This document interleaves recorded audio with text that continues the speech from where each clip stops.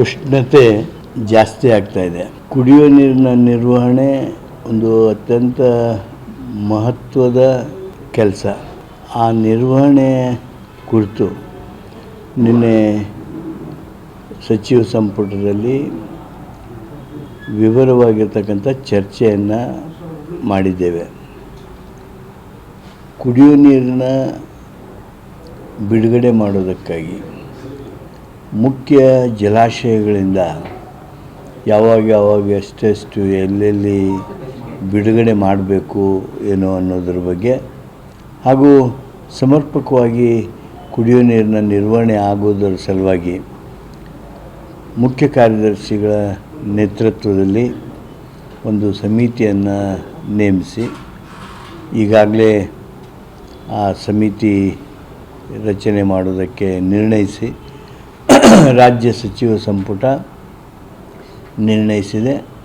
ಮುಖ್ಯ ಕಾರ್ಯದರ್ಶಿಗಳು ಇನ್ನೊಂದು ಒಂದು ವಾರದೊಳಗಾಗಿ ಚರ್ಚೆ ಮಾಡಿ ಸೂಕ್ತವಾಗಿರ್ತಕ್ಕಂಥ ನಿರ್ದೇಶನಗಳನ್ನು ನೀಡಲಿದ್ದಾರೆ.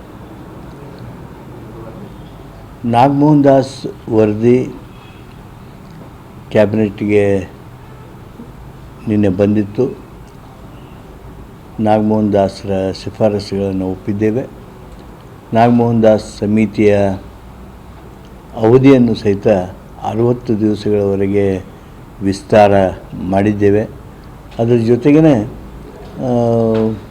ನಾಗಮೋಹನ್ ದಾಸರವರು ಹೇಳಿದ ಹಾಗೆಯೇ 30-40 ದಿವಸಗಳಲ್ಲಿ ಸಮೀಕ್ಷೆಯನ್ನು ಪೂರ್ಣಗೊಳಿಸ್ಬೋದು ಅಂಥೇಳಿ ಅವರ ಅಭಿಪ್ರಾಯ ಆಗಿದೆ. ಆ ಹಿನ್ನೆಲೆಯೊಳಗೆ ಆ ಕಾರ್ಯವನ್ನು ಸಹಿತ ತೀವ್ರವಾಗಿ ತೆಗೆದುಕೊಳ್ಳೋದಕ್ಕೆ ಸರ್ಕಾರ ನಿರ್ಣಯ ಮಾಡಿದೆ.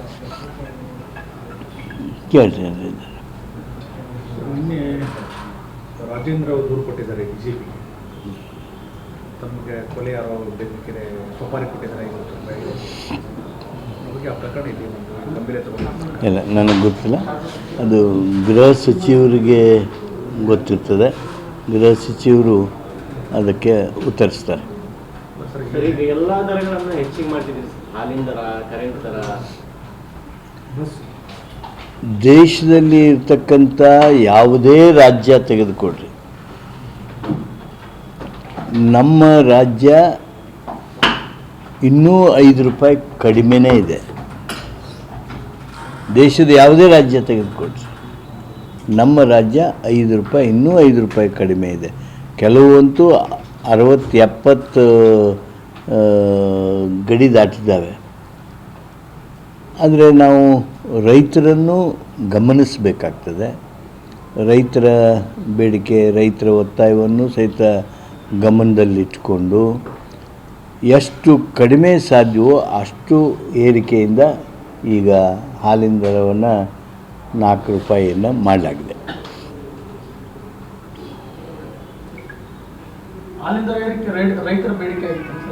ರೈತರ ಬೇಡಿಕೆ ಆಗಿತ್ತಲ್ಲ, ರೈತರ ಒತ್ತಾಯ ಆಗಿತ್ತು, ಬೇಡಿಕೆ ಆಗಿತ್ತು.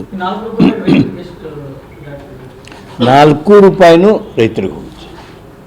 All 4 rupees will go to farmers.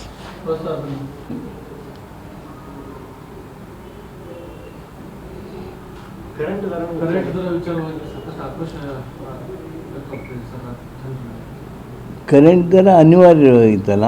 ಎಷ್ಟು ದಿನ ಆಗಿತ್ತು ಹೇಳಿ ನಾವು ಏರಿಸಿದ? ಅನಿವಾರ್ಯ ಕಾರಣದಿಂದ ದರ ಏರಿಕೆ ಆಗಿದೆ. ಈ ಇನ್ಫ್ಲೇಷನ್ ಏನಿದೆ, ಇನ್ಫ್ಲೇಷನ್ ಗಮನದಲ್ಲಿಟ್ಟುಕೊಂಡು ಕರೆಂಟ್ ದರ ಏರಿಸಿದ್ದೇವೆ. ಉಚಿತನೂ ಕೊಡ್ತೀವಲ್ಲ, ಬಡವರಿಗೆ ಉಚಿತ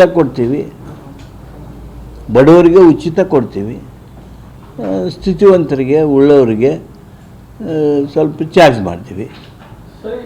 ರಾಜ್ಯ ಸರ್ಕಾರದ ಹತ್ರ ಹಣ ಇಲ್ವಾ ಅಂತ? ಯಾಕಂದ್ರೆ ಮಹಾನಗರ ಪಾಲಿಕೆಗೆ ಸಂಬಳ ಕೊಡೋಕ್ಕಾಗ್ತಿಲ್ಲ, 25 ಕೋಟಿ ನೀವೇ ಟ್ಯಾಕ್ಸ್ ಅಲ್ಲಿ ಕೊಡಿದೆ ಅಂತ ರಾಜ್ಯ ಸರ್ಕಾರ ಪತ್ರ ಬರೆದಿದೆ ಹುಬ್ಬಳ್ಳಿ ಧಾರವಾಡ ಮಹಾನಗರ ಪಾಲಿಕೆ.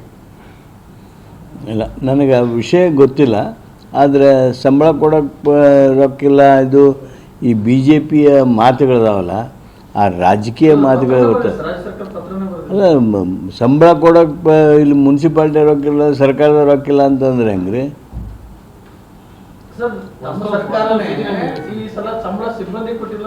ಅಲ್ಲ ಸರ್, ಕೇಳಿ, ಮುನ್ಸಿಪಾಲ್ಟಿಗೆ ಏನವರು ಅನುದಾನ ಕೊಡಬೇಕು ಅವನ್ನೆಲ್ಲ ಕೊಟ್ಟಿರ್ತಾರೆ. ಇಲ್ಲಿ ಸಂಬಳ ಯಾಕಾಗಿಲ್ಲ ಏನು ನನ್ನ ಹತ್ರ ಅದು ಸದ್ಯ ಮಾಹಿತಿ ಇಲ್ಲ.